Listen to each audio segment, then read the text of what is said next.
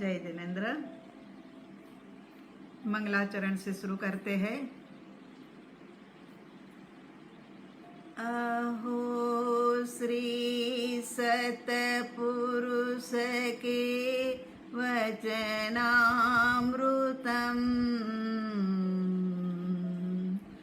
जगहितकरण मुद्रारु सतसमागम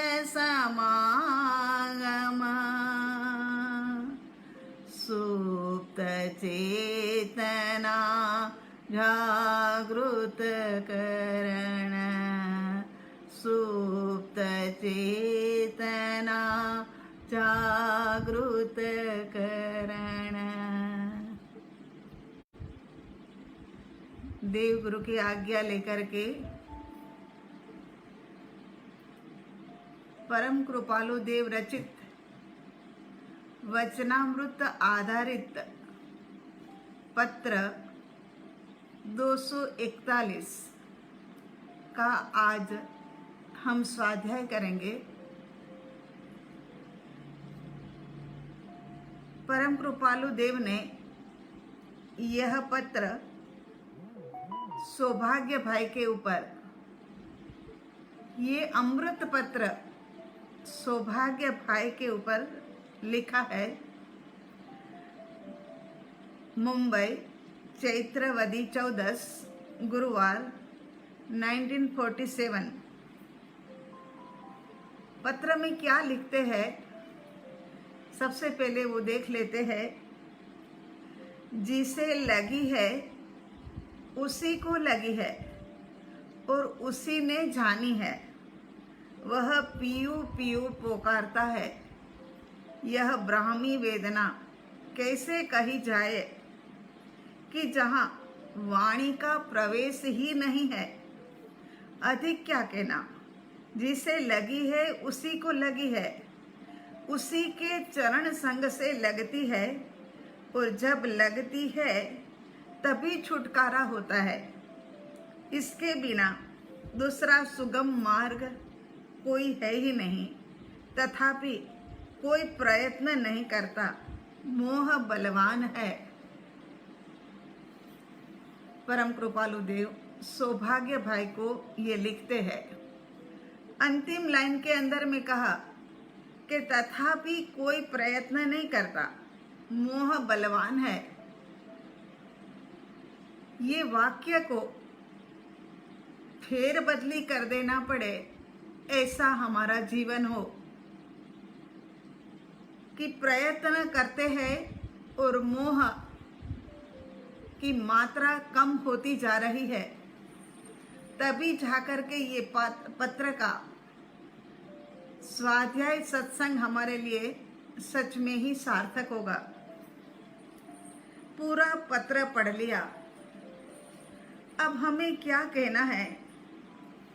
सबसे पहले तो इस पत्रांक के अंदर में वेदना क्या है और क्या कहते हैं ब्राह्मी वेदना के लिए, कि ब्राह्मी वेदना अनिवार्य है, कार्यकारी है और वेदना भी है। वेदना भी है और ये ब्राह्मी वेदना कार्यकारी भी है और अनिवार्य भी है। अब वेदना कैसे कार्यकारी और अनिवार्य हो सकती है, उसी का सारा विवेचन। ब्राह्मी वेदना है तो वेदना ही, वेदना है तो अनिवार्य कैसे है, और अनिवार्य है तो कार्यकारी कैसे है। अनिवार्य और कार्यकारी इसे क्यों कहा गया, तो यहाँ कहते हैं कि इसीलिए कहा गया कि ब्राह्मी वेदना के अंदर में एक शक्ति है, एक ताकत है। ब्राह्मी वेदना वह प्रेम की, आत्मा की एक चमत्कारिक शक्ति है, चमत्कारिक ऊर्जा है ये ब्राह्मी वेदना। ब्राह्मी वेदना से ही प्रेम जागृत होता है। और आप सभी समझते हो कि प्रेम के बिना तो जीवन शुष्क है। प्रेम का स्पर्श जीवन में आनंद भर देता, नव जीवन बना देता है। जीवन की सर्वश्रेष्ठ घटना प्रेम में ही घटती है। प्रेम वह दो हृदय को जोड़ने वाली घटना है, लेकिन ना तो इसमें रस्सी है, ना कोई फेविकोल है। एक अदृश्य शक्ति प्रेम के अंदर में समाई हुई है। यदि यथार्थ प्रेम हो जाए तो जीव को शिव बना देवे, ऐसी ये प्रेम की ताकत है। और प्रेम की शक्ति केवल ये ज्ञान तक पहुंचा दे, ऐसी ऊर्जा है। ये प्रेम ब्राह्मी वेदना से ही प्रकट होता है। लेकिन ये तो हमने प्रेम की बात करी, और वो भी प्रेम कैसा, शुद्ध प्रेम। अब देखते हैं कि इस प्रेम में भय, अहंकार, अपेक्षा, कपट और विकारी भाव मिल जाए तो वही विकारी भाव जो है वो प्रेम को अशुद्ध बना देती है। अहंकारी भावना प्रेम को अशुद्ध कर देती है। अशुद्ध प्रेम जीव के लिए हानि करता है। प्रेम का बल बहुत है, लेकिन इसमें भय और विकारी भाव आ जाए तो प्रेम कुछ भी नहीं कर सकता है। प्रेम का बल तो बहुत है, लेकिन इसमें भय आ जाए और विकारी भाव माने अहंकार, आसक्ति इत्यादि आ जाए। शुरू में तो प्रेम शुद्ध ही होता है, लेकिन धीरे धीरे पूर्व के संस्कार के कारण से ये प्रेम जो है वो अशुद्ध हो जाता है। यदि हानिकारक तत्व खिसक जाए तो ये प्रेम तो जैसा शुद्ध है वैसा ही शुद्ध है। शुरू में शुद्ध प्रेम में सबसे ज्यादा दूषण रूप यदि कोई है तो वह भय। शायद अहम और आसक्ति इतने भयानक नहीं है, क्योंकि समर्पण भाव है। इसीलिए अहंकार, आसक्ति इतना नुकसान नहीं करती है जितना भय नुकसान करता है। प्रेम के दो भेद हो गए, एक तो शुद्ध प्रेम हो गया और दूसरा अशुद्ध प्रेम। शुद्ध प्रेम तो सुख के द्वार खोल देता है।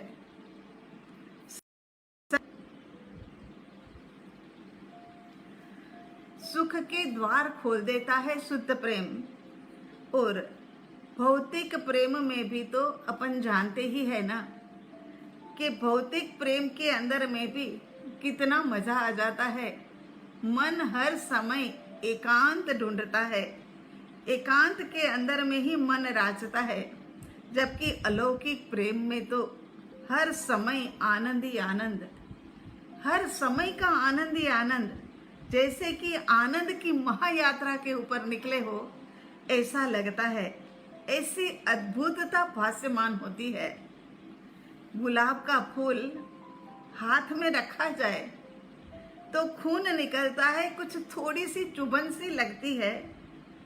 हमें होता है कि फूल हाथ में लिया, चुभन भी हुई और खून भी निकल आया, लेकिन जो चुभन हुआ है और जो खून निकल आया है उसका कारण तो कांटा है।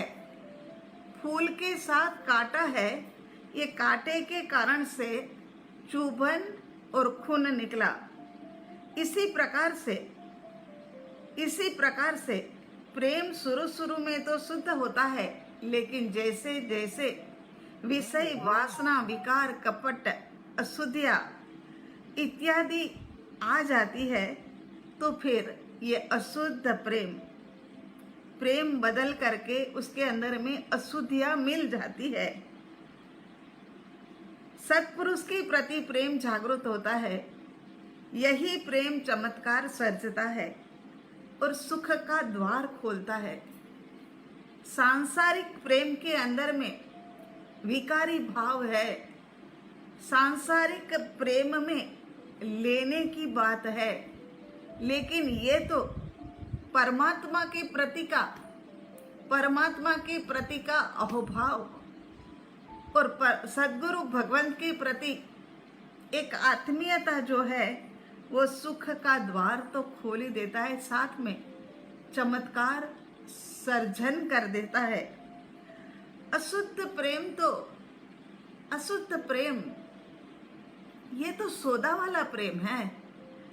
सौदा वाला प्रेम, यदि प्रेम आनंद नहीं दे रहा है, प्रेम द्वारा कुछ प्राप्त करना है, इन्वेस्टमेंट करने की बात, अशुद्ध प्रेम क्या इन्वेस्टमेंट करने की बात करता है? होता है ना कि चलो हम 5 लाख रुपए जमा कर देते हैं बैंक के अंदर में फिक्स डिपॉजिट, और वो 7 साल के बाद हमें दोगुनी होकर के राशि मिलेगी, ऐसा हम सोचते हैं ना। तो ये तो एक प्रकार का सौदा हुआ ना। यदि हम संसारी जन से प्रेम करेंगे तो हमें ढेर सारी खुशियाँ मिलेगी, हमारी सब आवश्यकताएं खुशी खुशी वो पूरा करेंगे। ये सब बातें जो है ना सौदा वाले प्रेम में होती है। ये एक प्रकार का बिजनेस है, थोड़ा देना और ज़्यादा अधिक प्राप्त करना, थोड़ा देना और अधिक प्राप्त करना, थोड़ा डालना और ज़्यादा पाना, ये व्यापार करने का एक ढंग है। मिथ्या भावना इसको कहे तब भी मतलब कुछ गलती नहीं होगी। ये व्यापार करने का एक ढंग तो है कि थोड़े से अधिक प्राप्त करने के लिए जो कार्य करते हैं वह अशुद्ध प्रेम या सौदेबाजी। 10 लाख रुपये कहीं फंस जाए तो हे प्रभु, मेरे ये 10 लाख रुपये निकल आए तो मैं 50 रुपये का नारियल चढ़ाऊं और तुम्हारे दर्शन को आऊँगा। हे प्रभु, ये मेरा बच्चा बिल्कुल भी पढ़ता नहीं है, सारा दिन खेलता रहता है, पिक्चरें देखता रहता है, ये पास हो जाए तो मैं प्रसाद चढ़ाऊं और आपके दर्शन के लिए आऊँगी। यदि ऐसा भाव है तो ये अशुद्ध प्रेम ही कहा जाएगा। ये अशुद्ध प्रेम को यदि हम सौदा वाला प्रेम कहे या ये व्यापार कहे, ये बिजनेस कहे, तो भी कुछ गलत तो नहीं होगा। शुद्ध प्रेम तो लेने की बजाय देने की बात करता है। शुद्ध प्रेम में तो लेना कुछ भी नहीं है, लेने की बजाय देने की भावना उनकी रहती है। शुद्ध प्रेम है ना, वहाँ ना सम्यक दर्शन चाहिए, ना मोक्ष की चाहत है, बस आनंद ही आनंद, आनंद ही आनंद, फुलफिल, ऐसी फुलफिलमेंट है ना उनके अंदर में के अनुभव के आनंद का ही अनुभव, जहाँ भी जाएगा वहाँ उनके लिए आनंद ही आनंद। शुद्ध प्रेम ये हृदय की घटना है और अशुद्ध प्रेम जो है वो तो बुद्धि की घटना है। शुद्ध प्रेम हृदय की घटना और ये अशुद्ध प्रेम जो है वो बुद्धि की घटना। मांगने वाले को मिलता नहीं, इसीलिए वो अधिक मांगता ही जाता है और मांगता ही जाता है। इस कारण से वो अपूर्ण और अधूरा रहता है। मांग करके कभी कोई बादशाह नहीं बनता, मांग करके कोई कभी भी ऐसा राजा महाराजा नहीं बनता। मांग करके तो हमारी मांग जो है ना वो अपूर्ण और अधूरी ही रहती है। जहाँ बुद्धि की घटना वहाँ अप्रसन्नता, ये जो चलेगा ना वहाँ पर अप्रसन्नता और अधूरापना ही महसूस होगा। जबकि जहाँ पर ये हृदय की घटना घटेगी ना वहाँ पर आनंद, उल्लास, प्रसन्नता, चाहे कैसी ही चिंता बाहर संसार की हो, लेकिन वो जो संसार की चिंता है वो तो उनके लिए कर्म चुकाने का कारण बन जाती है। मन बुद्धि कभी भी आनंद और प्रसन्नता हमें नहीं दे सकता है। ये तो अगर हमें प्रसन्नता देता भी है तो वो क्षणिक आनंद और प्रसन्नता देगा मन और बुद्धि। लेकिन जो हमारा हृदय का भाव है ना, वो भाव हमारे समग्र अस्तित्व को एक बार हिला करके रख देगा। ये भाव जो है वो हृदय की घटना है, हृदय से उठने वाली तरंगे है। वो हमारे समग्र अस्तित्व को ऐसे आंदोलित कर देता है ना। व्यक्ति भाव करता है तब ये मैसेज सिर्फ मस्तिष्क तक नहीं जाता। जब भीतर से भाव करता है ना, तब केवल ये भाव मस्तिष्क तक नहीं जाता, उनके समग्र अस्तित्व के अंदर में फैल जाता है। भीतर से भीगा भीगा भीगा भगवान के प्रति का भाव, तब समग्र अस्तित्व आंदोलित तो हो ही जाता है। पैर जो है वो नृत्य करने लग जाते हैं। आंखें जो है वो हृदय से आंखों से अश्रु बहाने लग जाती है। जिह्वा जो है वो परमात्मा की भक्ति करने लग जाती है। हाथ, मांस, हड्डी सब के अंदर में एक ऊर्जा, प्रत्येक आत्म प्रदेश के अंदर में एक आंदोलन शुरू हो जाता है। एक ऐसी ऊर्जा जागृत हो जाती है कि समग्र आत्म प्रदेश समग्र आत्म प्रदेश में से भावों की फुहारें उड़ती है। ये शुद्ध प्रेम की ताकत है। सच में ही समुद्र की सपाटी के ऊपर यदि कोई कागज की नाव तिराने के लिए रख देवे, ये नाव समुद्र की सपाटी के ऊपर तैरती है, लेकिन क्या समुद्र की गहराई में पता है? नहीं पता है कि मेरी सपाटी के ऊपर क्या हो रहा है। समुद्र को तो गहराई में जाए तभी पता चलता है कि कुछ घटना घटी। इसी प्रकार से बाह्य की क्रिया के माध्यम से हमें जो भीतर में घटना चाहिए वो घट नहीं सकता है। वो तो भीतर की गहराई में जाए ना, तब जाकर के हमें जो घटना घटी है ना उसका आनंद मिल सकता है। इसी प्रकार अशुद्ध प्रेम वालों का आत्मा का विचार, भगवान का या सद्गुरु का विचार ये सपाटी पर ही रहता है। अशुद्ध प्रेम वाले की बात कर रहे हैं, भीतर तक पहुंचा ही नहीं जाता है। प्रेम की भावानुभूति में लगी है, इसीलिए तो लिखा। प्रेम की भावानुभूति में लगी है, इसीलिए तो लिखा कि जिसे लगी है उसी को लगी है, उसी के चरण संग से लगती है, और जब लगती है तभी छुटकारा होता है। ये पत्रांक में लिखा है ना कि जिसे लगी है उन्हीं को लगी है, उसी के चरण संग से लगती है, और जब लगती है तभी छुटकारा होता है। कितना अच्छा वाक्य लिखा है। क्या कहना चाहते हैं कि जिसे भीतर की लगी है, जिसके भीतर में एक शुद्ध प्रेम की बौछारें अब मिलनी शुरू हो गई है, जिनके पैर जो है वो नृत्य करना शुरू कर दिया है, जिनकी आंखों से प्रेम के अश्रु बह रहे हैं, जिनकी जीवा से भक्ति ही भक्ति मतलब बरस रही है, उनके लिए ये बात है कि जिसे लगी है उनको लगी है। ऐसी व्यक्ति को लगी है, क्या लगी है? एक चाहत, प्रेम की चाहत, पाने की चाहत लगी है। उसी के अब दूसरों को प्राप्त करना है तो वो क्या करे? तो कहते हैं जिसको लगी है उसी को लगी है, और उसी के चरण संग से लगती है, और जब लगती है ना तभी जाकर छुटकारा मिलता है। ये ब्राह्मी वेदना है। ये वेदना के अंदर में शुद्ध प्रेम प्रकट हुआ है। ये संसार का प्रेम नहीं है, ये भीतर के अंतर की धारा है। ये हृदय में से उठने वाले भावों की तरंगे है।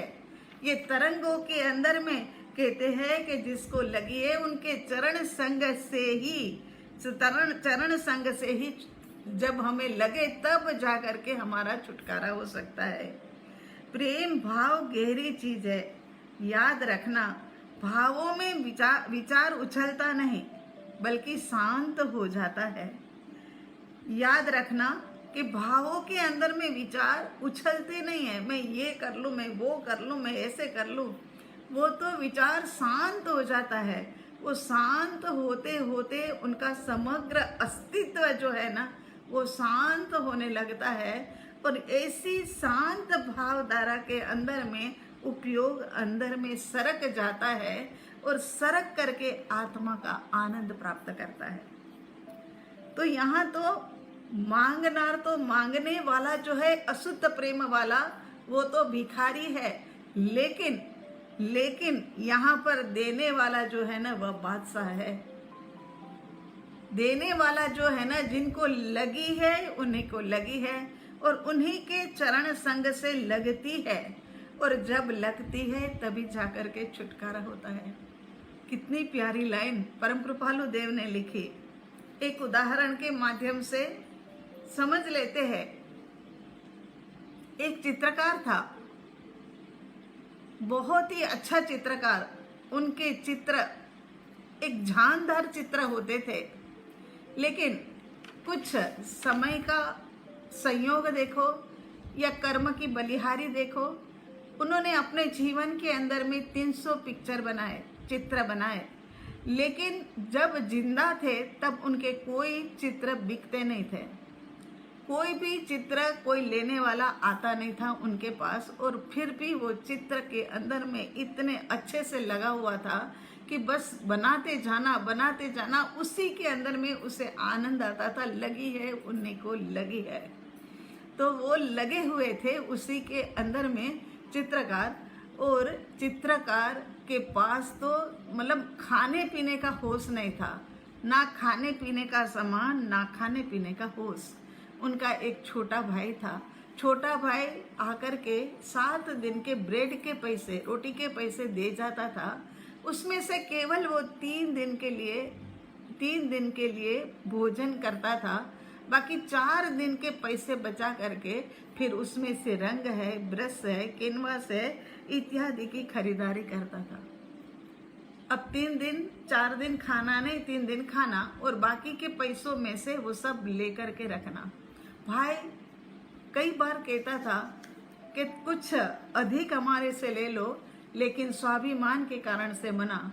भाई को लगा कि ऐसा करूं, मेरे फ्रेंड को भेजता हूं, और उन्होंने भेजा कि भाई तुम जाओ, वहां जाकर के 8-10 पिक्चर खरीद लो, ताकि उनके पास कुछ कमाई हो जाए। ये तो बिना कमाई के मतलब ऐसे 3 दिन खाना 4 दिन भूखे, 4 दिन खाना 3 दिन भूखे, ऐसे ही इनका चल रहा है। ये लेने के लिए गए, मित्र गए, उनके पास गए और जाते हैं, और जब चित्र के विषय में बात करते हैं और तुरंत समझ जाते हैं कि नहीं, आपको चित्र के प्रति की प्यास नहीं है। आप चाहे आए हो, लेकिन किसी के कहने से आए हो, चाहे कुछ भी हो, लेकिन मैं आपको चित्र बेच नहीं सकता हूँ। मैं चित्रकार हूँ, मैं दुकानदार नहीं हूँ, और मैं नहीं बेचूंगा। क्योंकि जो चित्र को समझते हैं ना, वो तो उगते हुए सूर्य को देख करके ऐसे प्रकाशमयी, ऊर्जामयी हो जाते हैं। और मैं जब मेरे पिक्चर बनाता हूँ, तब सूर्योदय को देखता हूँ, तो मेरे भीतर के अंदर में प्रकाश फैल जाता है। जब मैं समुद्र का पिक्चर बनाता हूँ, तो उठती हुई तरंगे, लहरें जो है, वो मेरे को शीतलता का अनुभव करा करके जाती है। और आप आए हो, लेकिन मैं दुकानदार नहीं हूँ। इस प्रकार से स्वाभिमान के कारण से उन्होंने वो चित्र भी बेचे नहीं। चित्र के प्रति का प्रेम भीतर के अंदर में, प्रेमी व्यक्ति समर्पण और भक्ति कर सकता है। तो यहाँ पर कहते हैं कि उसके बाद तो उनके पिक्चरों की इतनी ज़्यादा वैल्यू हो गई कि वहाँ पर जो करेंसी चलती थी, उनके जाने के बाद में तो उनके पेंटिंग बिक लेना हो किसी को तो मिल नहीं सकते थे, इतने ज़्यादा वैल्यूएबल हो गई। तो यहाँ ये क्या है? भक्ति, चित्र के प्रति भी शुद्ध प्रेम, बस उसी के अंदर में लगन।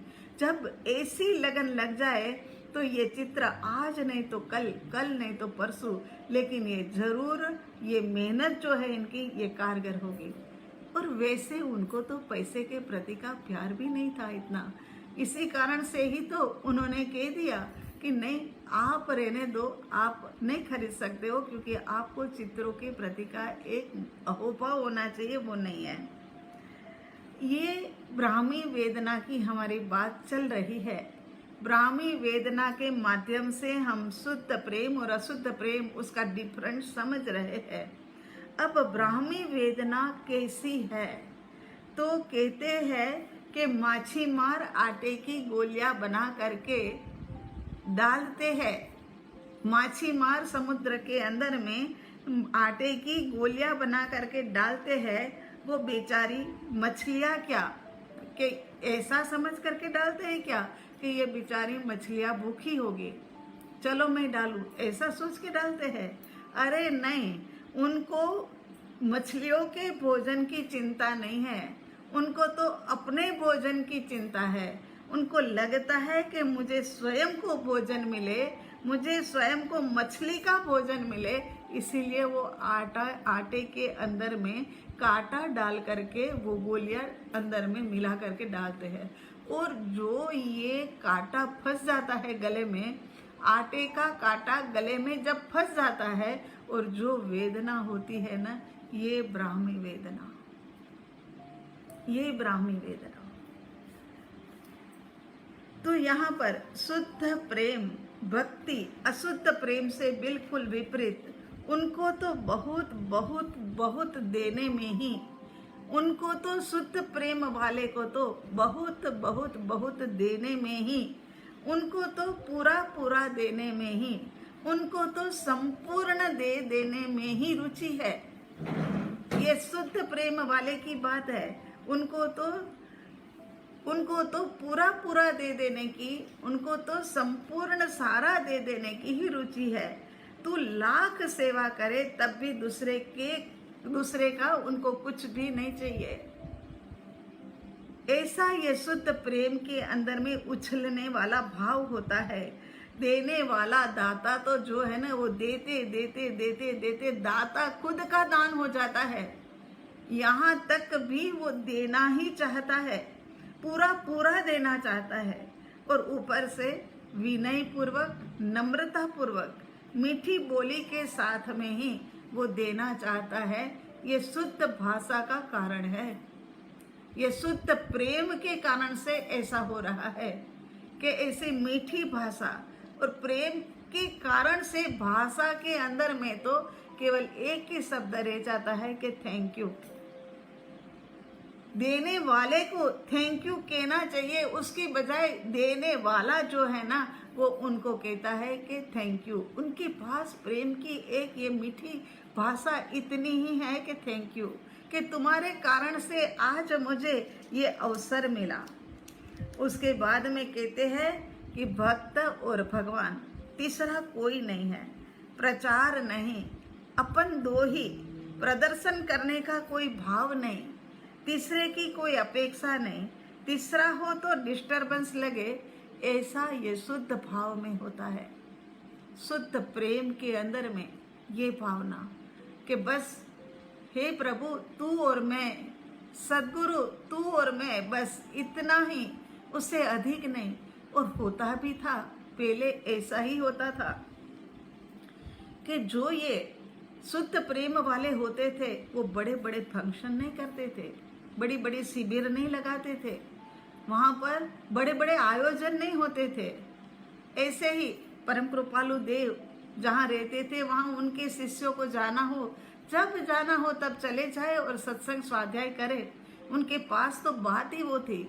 लेकिन आज जमाना बदलते बदलते इतने बड़े बड़े फंक्शन हो गए, इतने सांस्कृतिक प्रोग्राम धर्म के नाम से हो गए, और इतना कुछ फैल गया कि उसके अंदर में आत्मा और शुद्ध प्रेम एक तरफ हो गया, और जो ब्राह्मी वेदना भीतर से जो जगनी चाहिए थी वो एक दूसरी तरफ रह गई।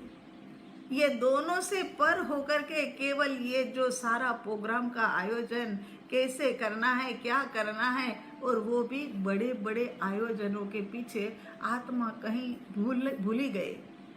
तो यहाँ कहते हैं कि हमने कई बार पिछले हमारी ये जो इनकी 37 नंबर के पत्रांक में भी बात आई थी कि मीरा पग घुंघरू बांध नाची थी। ये बात हमारी वहाँ पर भी आती है कि पग घुंघरू बांध मीरा नाची, है ना। तो क्या इसका क्या अर्थ लेंगे? मीरा सारा दिन क्या नाचती ही होगी? काम पूरा हो गया, घुंघरू बांधा और नाचना शुरू कर दिया?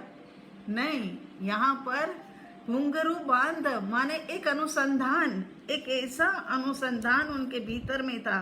कृष्ण के प्रति इतना प्रेम था कि वो प्रेम के कारण से नाचने लगती थी। यह स्थूल अर्थ निकाला है, लेकिन सूक्ष्म अर्थ के अंदर में तो पग घुंघरू बांध माने मीरा हर कदम के अंदर में श्री कृष्ण के साथ में अनुसंधान मिला करके ही रहती थी। प्रभु का अनुसंधान हो तो चलने की क्रिया जो है ना, वो भी एक नृत्य बन जाती है। सच में ही प्रभु के साथ में अनुसंधान हो तो एक चलने की क्रिया भी जो है ना, वो नृत्य बन जाती है। ना उसके अंदर में अहंकार, ना अशुद्धता, बस केवल भक्ति का कार्यक्षेत्र, प्रेम की कर्म भूमि, प्रेम का अर्थ, प्रेम का कार्यक्षेत्र, ये जो है ना हृदय है। जब भाव उत्पन्न होता है तभी भक्ति जो हृदय की घटना है वह नृत्य बन जाती है। मीरा का सब कार्य नृत्य, खाना भी नृत्य, पीना भी नृत्य। हमें तो लग रहा है सोना भी उनके लिए नृत्य ही होता होगा। चलना नृत्य, जागना नृत्य, बोलना नृत्य, चुप हो जाना वह भी नृत्य। माने उनका श्री कृष्ण भगवान के साथ में इतना अनुसंधान रहता था। सच में ही कोई घुंघरू बांध करके नाचने के लिए नहीं निकल पड़ते थे, लेकिन ये तो कहा गया तब एक मतलब बन गया। लेकिन ये अनुसंधान की बात यहाँ पर कही है। प्रेम तो एक अदृश्य लोह चुंबक के समान है। एक बार प्रेम जग जाए तो बस लोह चुंबक की तरह वो व्यक्ति खींचा खींचा चला जाता है उनके प्रति, चाहे लौकिक हो चाहे लोकोत्तर हो। लौकिक में भी हम देखते हैं बस एक ही इच्छा कि मैं कब मिलूं, मैं कब मिलूं। प्रेम का कार्यक्षेत्र भाव, प्रेम का कार्यक्षेत्र भाव, हृदय, और हृदय से जब भाव उठता है, ब्राह्मी वेदना चाहे परमात्मा की हो चाहे सद्गुरु भगवान के प्रति की हो, बस उनको तो समागम चाहिए। समागम समागम समागम समागम, पूरे वातावरण में आनंद और भक्ति बस यही छा जाए, ऐसा समागम। चाहे परमात्मा चाहे सद्गुरु भगवान, ये दो ही व्यक्ति तो ऐसी है प्रेम करने लायक। और उनके प्रति का उनके प्रति जब शुद्ध प्रेम जागृत हो जाता है तो बस के आहा, मिलने में आनंद है, मिलने में आनंद है, आनंद है, आनंद आनंद। और वियोग के अंदर में दुख है, दुख दुख। मिलने में, मिलन के अंदर में, संयोग के अंदर में आनंद है, वियोग के अंदर में दुख है। फिर वियोग हो गया, उसके बाद में फिर संयोग होता है तो आनंद और बढ़ता जाता है, आनंद आनंद आनंद। उसके बाद में फिर वियोग, उसमें दुख बढ़ता जाता है, दुख दुख दुख। ये ब्राह्मी वेदना वालों की बात है, जिनके भीतर में शुद्ध प्रेम परमात्मा के प्रति, सद्गुरु भगवंत के प्रति जगा है, उनके भीतर ब्राह्मी वेदना उठती है। और ब्राह्मी वेदना के अंदर में ये घटना घटित होती है कि मिलने में आनंद आनंद आनंद है, और जब वियोग हो जाए तो दुख दुख दुख, फिर संयोग, उससे भी ज्यादा आनंद आनंद आनंद आनंद, फिर वियोग, फिर सतत स्मरण स्मरण स्मरण, और उसी के अंदर में दुख दुख दुख, फिर संयोग के अंदर में अधिक आनंद आनंद आनंद आनंद आनंद। इतना आनंद है ना कि हमारी बाहें चाहे दोनों ओर से हम फैला देवे ना तो भी बता नहीं सकते, और उतना ही वियोग के अंदर में दुख है। इसका कारण ये ब्राह्मी वेदना है, लेकिन वहां पर वाणी का प्रवेश नहीं है। पहले ही पत्रांक की लाइन में ही बता दिया कि वहां पर वाणी का कोई प्रवेश नहीं है, वहां पर मौन है। आनंद का अनुभव और दुख का अनुभव, आनंद और दुख, आनंद और दुख, दुख में सतत स्मरण और सतत स्मरण रहे, और संयोग के अंदर में सतत आनंद और भक्ति, आनंद और भक्ति, आनंद और स्मरण दोनों एक दूसरे से जैसे मल्टीप्लाई होते होने ऐसा लगता है। जितना दुख ज्यादा है, वियोग का जितना दुख ज्यादा है, उतना संयोग का सुख ज्यादा है, और जितना संयोग का सुख ज्यादा है, इतना ही वियोग का दुख ज्यादा है। ऐसे ही दोनों एक दूसरे को मल्टीप्लाई करते हो ना, ऐसा लगता है। जितना वियोग में स्मरण और दुख, उतना ही अधिक संयोग के अंदर में आनंद और भक्ति, दोनों एक दूसरे के पूरक।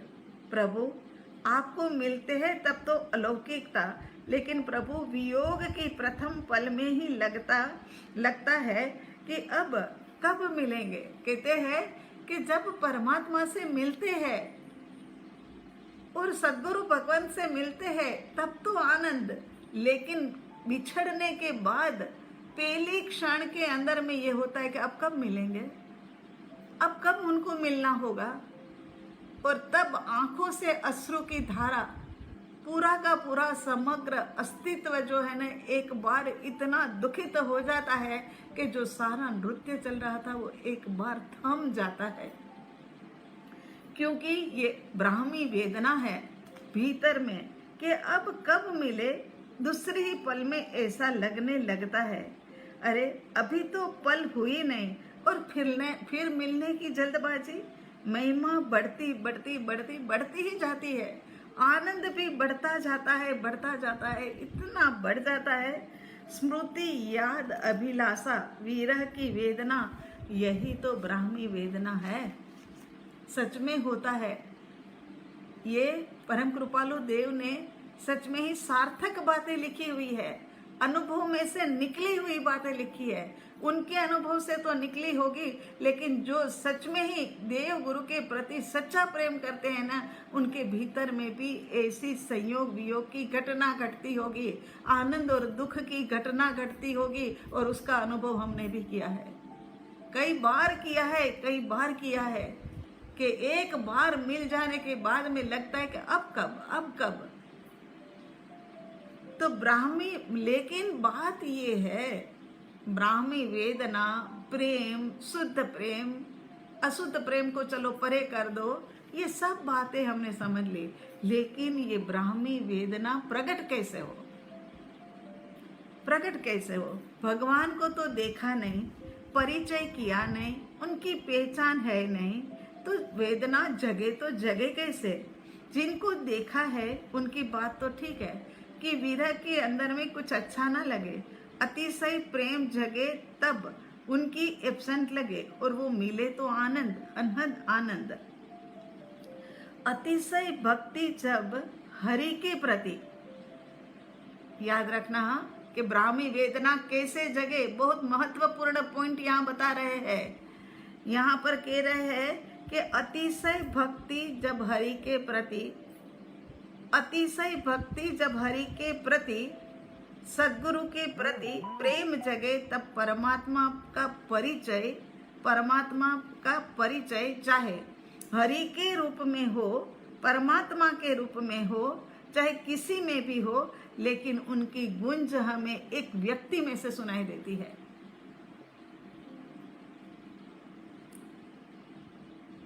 तब क्या घटना घटती है, एक गूंज हमें सुनाई पड़ने लग जाती है कि बस मैं तो एक बूंद हूं और आप एक सागर हो। जब फिर से एक बार कि ब्राह्मी वेदना कैसे प्रकट हो, प्रकट जिनको देखा नहीं है, जिनको जाना नहीं है, जिनको पहचाना नहीं है, जिनको कभी मिले नहीं है, उनके प्रति की वेदना कैसे जग सकती है। जिनको जाना उनके लिए तुम समझ सकते हैं। बेटा 5 साल के लिए गया है अमेरिका, तो समझ सकते हैं, लेकिन यहाँ तो जाना नहीं है, देखा नहीं है। उनके प्रति की एक वेदना, ब्राह्मी वेदना जागृत हो तो वो कैसे हो। उनकी एब्सेंट के अंदर में अतिशय भक्ति जब हरि के प्रति लगती है, तब कोई ना कोई एक व्यक्तिगत रूप के अंदर में आता है, जिनकी पैरों की चाल से हमें परमात्मा परमात्मा परमात्मा ऐसी गुंज सुनाई देने लगती है। और लगता है कि हे प्रभु, मैं तो एक बूंद हूँ और आप तो एक सागर हो। आपको मिलकर के शीतलता का अनुभव होता है। प्रभु, मैं वृक्ष हूँ और आप तो एक पूरा घटादार घनघोर जंगल हो कि जहाँ पर वृक्ष ही वृक्ष है और मुझे शीतलता का अनुभव होता है। तो एक व्यक्ति हरि के प्रति की ब्राह्मी वेदना जगी, तो एक ऐसा व्यक्ति मिला कि जिनके पैरों में से, जिनके चरण कमल में से चलते हैं तो उसमें से परमात्मा की गुंज मिलती है। जिनके सानिध्य के अंदर में जैसे कि एक सागर की लहर में से शीतलता मिलती हो, ऐसी शीतलता का अनुभव होता है तो एक व्यक्ति, लेकिन समग्र समुद्र का दर्शन हमें करा देती है। समग्र समुद्र का हमें दर्शन करा देती है ऐसी व्यक्ति, और एक शीतलता का आभास दे जाती है ऐसी ये व्यक्ति है। तो एक पत्ता, लेकिन पूरे घटादार वृक्ष का संकेत हमें दे जाती है और वातावरण को खुशबू से भर देती है तो एक व्यक्ति, लेकिन उनका अस्तित्व उनके चरण की गुंज से हरि हरि हरि हरि निकलता हो, उनके आत्म प्रदेशों से हरि हरि निकलता हो। ऐसा व्यक्तित्व हमारे सन्मुख कहीं ना कहीं से आ जाता है। जब ये ब्राह्मी वेदना का जन्म हो, तब जब शुद्ध प्रेम के अंदर में हमें आने के लिए ब्राह्मी वेदना जगती है, तब ये घटना घटती है कि कोई एक व्यक्ति हमारे सामने ऐसी आ जाती है कि जिनके कारण से ये ब्राह्मी वेदना का फल हमें प्राप्त होता है। कबीर जी कहते हैं ना, कबीर जी कहते उनको सद्गुरु मिले ना, उससे पहले उन्होंने पद जो लिखे हैं ना, वो पद अभी पढ़ने का कुछ अवसर मिल गया, तो उसके अंदर में उन्होंने लिखा है कि अब की बार यदि प्रीतम मिले, अब की बार यदि प्रीतम माने गुरु मिले, करूँ अनिमेष न्यारा, माने कहते सम्यक दर्शन से पहले कि अब अगर मुझे गुरु मिल जाए, मुझे मेरा प्रीतम मिल जाए, मुझे मेरा हरि मिल जाए, तो एक पलकार के लिए भी अनिमेष न्यारा, न्यारा माने जुदा ना करूं, अनिमेष माने एक पलकार के लिए भी उनको जुदा ना करूं, अलग ना करूं। अब उसके बाद ऐसी जिनके भीतर में ब्राह्मी वेदना हो, उनको तो फिर सद्गुरु मिलता ही मिलता है ना। तो फिर अब जब सद्गुरु मिल गया, तब कबीर जी क्या कहते हैं कि कबीर गुरु पाइया, अब की बार कबीर गुरु पाइया, मिला प्राण प्यारा।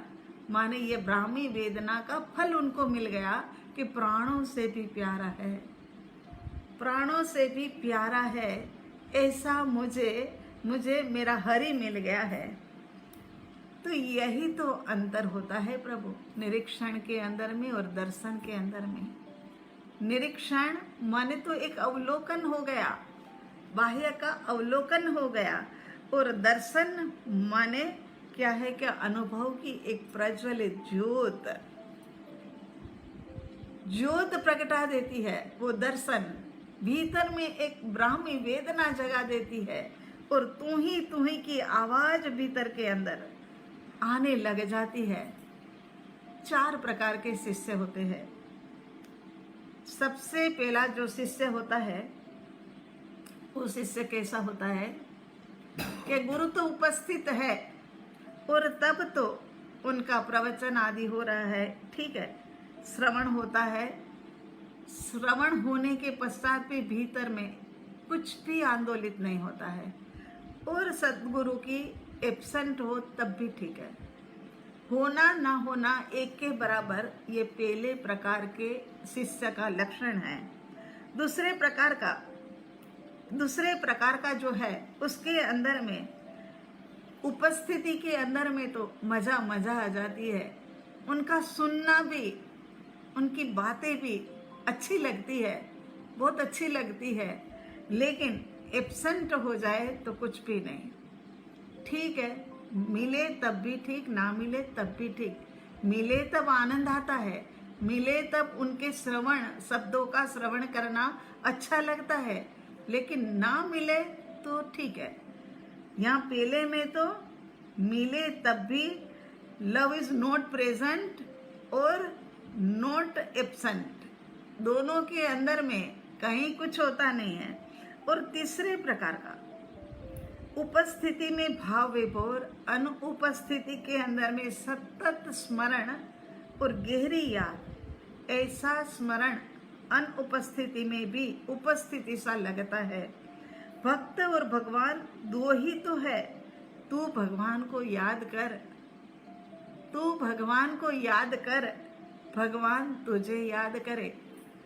ये यहाँ पर आया ने पत्रांक के अंदर में कि पीयू चेतक नाम का कोई, चातक नाम का कोई पक्षी है या नहीं है, ये हम नहीं जानते हैं और ना देखा है कभी, या तो कोई कवि लेखक की कल्पना हो, लेकिन कहते हैं कि वो पीयू की पुकार करते हैं। इसी प्रकार से यहाँ तीसरे नंबर के जो है वो पीयू की पुकार के अंदर में आ जाते हैं।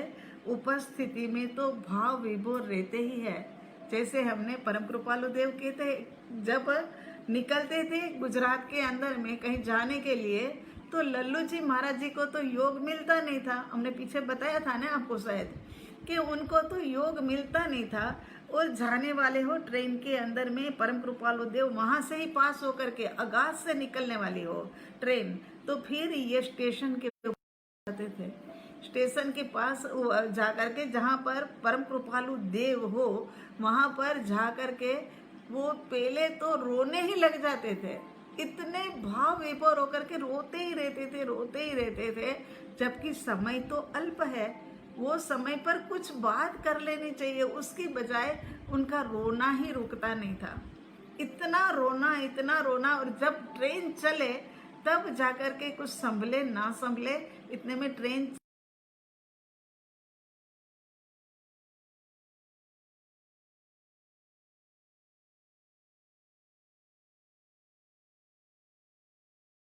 ये अब पैरों की स्पीड से बाहर है, तब जाकर के वो सरिया छोड़ते थे और दुड़ुम करके गिरते भी थे। हर बार ऐसा ही, हर बार उनके पैरों में, घुटनों में छिल जाना, लेकिन परम कृपालु देव को देखते ही भाव विभोर, उनकी आंखें ऐसी नम हो जाती, ऐसी भर भी बाहर नहीं निकलता था। ये क्या है? ये ब्राह्मी वेदना का साइन है। यहाँ दूसरे प्रकार के जो